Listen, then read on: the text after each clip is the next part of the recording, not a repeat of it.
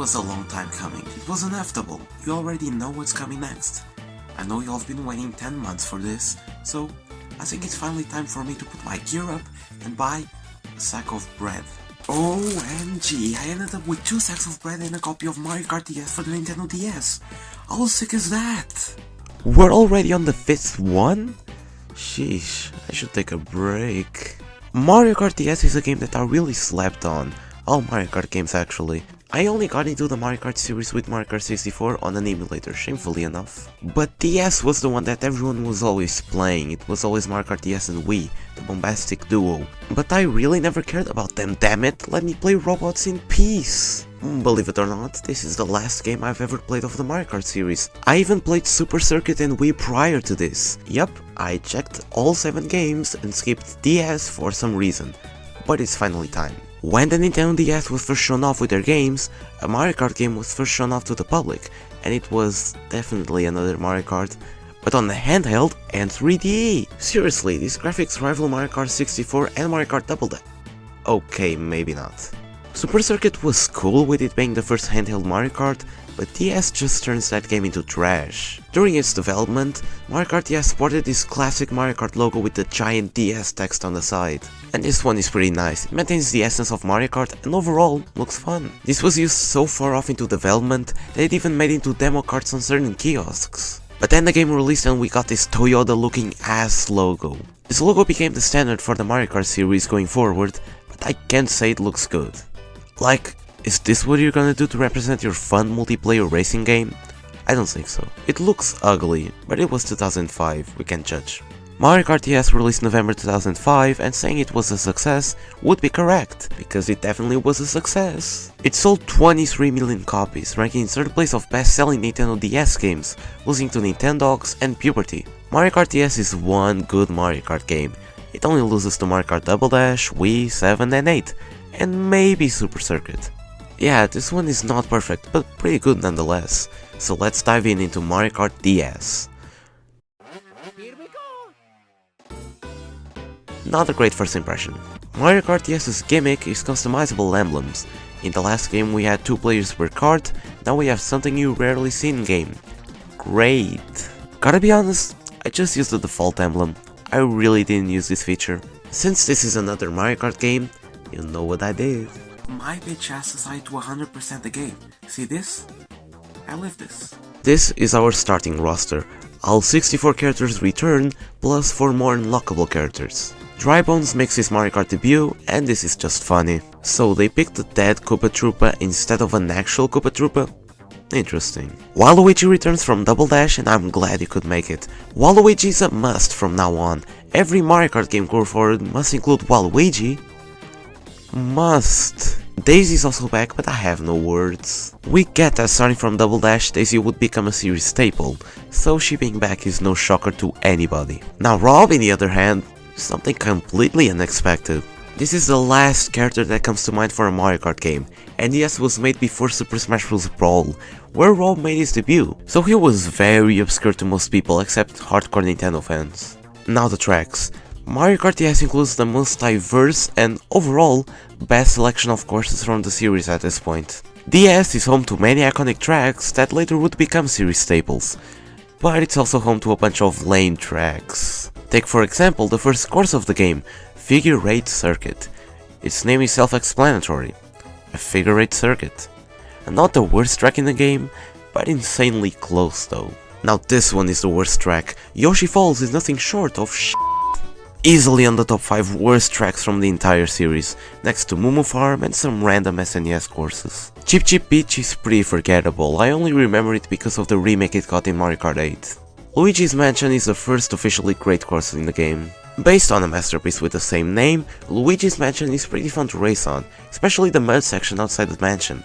Pretty nice. Desert Hills! Not bad. For a desert course, I could even say great.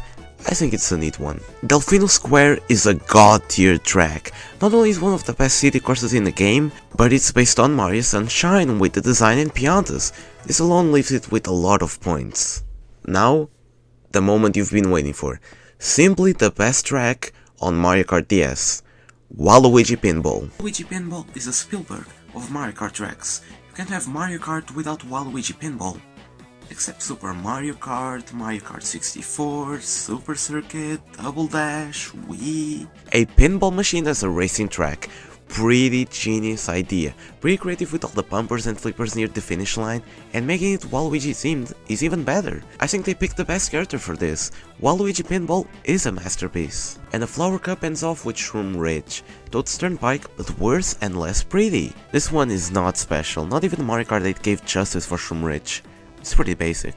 DK Pass kicks off the Star Cup, and this one is just a bogus course. Like, what does this have to do with DK? At least slap his face into a billboard or something. Don't leave us hanging like this. TikTok Clock might just be one of the greatest courses in the entire franchise. It's based on Mario 64 and it's extremely creative. It's so damn good. Mario Circuit is meh. It's just another Mario Circuit. There's nothing notable here. But worst part is that they chose this instead of a freaking flying ship. Speaking of which... Airship Fortress is just magnificent. It's based on Super Mario Bros. 3 and that's awesome alone. I love when Mario Kart includes tracks based on locations from previous games instead of random grass terrain. It makes every track special because hey, I've been here before and now I'm racing here. And Mario Kart DS pulled that off in so many great ways. Wario Stadium is next and the first of the Special Cup. It's pretty good. Weird that it shares the same name as the Mario Kart 64 track when it had nothing to do with it, except that both are owned by Wario. Peach Gardens is nothing like a normal course. This one is actually more of a labyrinth than a racetrack, and I love it for that. Pretty unique. Okay, now the final stretch. Bowser Castle, probably the most forgettable 3D Bowser Castle. The only memorable thing is the weird tube near the finish line. Rainbow Road is pretty good. Forgettable? Definitely, but a simple and fun one. It's not anything crazy, it's a pretty simple and easy Rainbow Road, but pretty fun. And it also introduced Zero Gravity before Zero Gravity was formally introduced. Neat. Have you ever looked at the cups available on Mario Kart 64 and Double Dash and say, I want it double? Well, we got that with Mario Kart DS. The Retro Cups were first introduced in the 5th entry and the only thing I have to say is that they only had one job. Include the best tracks of the previous games. And what did they do? Mario Circuit 1, Moo Moo Farm, Peach Circuit and Luigi Circuit in the first cup. Yes, all the worst tracks from the previous games in one cup. Fucking amazing. Okay, maybe Luigi Circuit is in one of the worst, but the rest is terrible. How did this happen? And the trend continues with SNES Donut Plains 1, 64 Frappe Snowland, GBA Bowser Castle 2, and GCN Baby Park. No other course was massacred as much as Baby Park. They made it only 5 laps and be bland as fuck. Things start to get a little better on the Leaf Cup. SNES Koopa Beach 2, 64 Choco Mountain, GBA Luigi Circuit, and GCN Mushroom Bridge. The only odd one is Koopa Beach 2, the rest is pretty valid. The final cup is pretty underwhelming, not gonna lie. SNES Choco Island 2, just no. This is the worst thing you could put on the final cup. 64 Banshee Boardwalk, I just hate this track, I am repeating myself again. GBA Sky Garden, yes, this was absolutely necessary. And we finish off with GCN Yoshi Circuit? For the final track of the final cup? Really? It's a great track, nothing against it, but why not a Rainbow Road? Or a Bowser Castle? Something interesting for once. Overall, in terms of courses, 50-50 on this one. We had pretty good ones like Waluigi Pinball and Delfino Square, but the retro ones completely ruined the ranking. What can I say, really? Battle mode returns and what can I say? It's the same old battle mode. And now we have a new mode, Shine Runners, in which the one with more shine sprites collected wins. And the new battle courses are pretty good. Well, I could even say that the battle mode retro courses are better than the retro courses from the main game. And that's sad. But hey, if you don't have any friends and you want to play alone, well, this game got you covered with Mission Mode. Mission Mode is an exclusive mode to DS. No other game got this, and that's unfortunate. When you don't have nothing else to do, these missions are pretty good time wasters. From racing backwards, defeating bosses, or racing against CPUs, Mission Mode is one of Mario Kart DS's best features. But we can't forget an important thing that came with DS. If you don't know what it is, just look at the box art, you could easily tell. Yes, DS had Nintendo Wi-Fi support. And the cool thing is that you could play Mario Kart DS with a friend, even if they didn't have the game. If they had just a DS, they were good to go. However, their only playable character would be a Shy Guy. The price to pay for shame. Well, let's give it a try, shall we? Mario Kart DS is a pretty fun Mario Kart, and one of the best to 100% to be honest. Your hard work will be paid off with Rob on the character select screen. Couldn't ask for more. Yes, if God had a name, most likely it would be Mario Kart DS. And hey, we're halfway through the franchise. I can see what's in store for us next time. We're gonna need a bigger sack.